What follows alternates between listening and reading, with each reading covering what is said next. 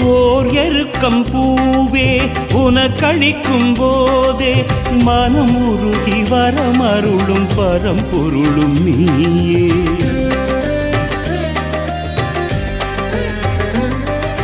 பால் பழங்கள் தேனே படைத்தளிக்கும் போதே மதம் பெருகி எதிர்த்தெறியும் கரிமுகனும் நீயே. ஒரு பெரும் தத்துவத்தை கூறிய நாயகா அம்மையப்பன் உலகென்று உணர்த்திய வேழவா மறைவேதம் எனவாகும் ஓங்கார பிரணவமே பிரணவமே.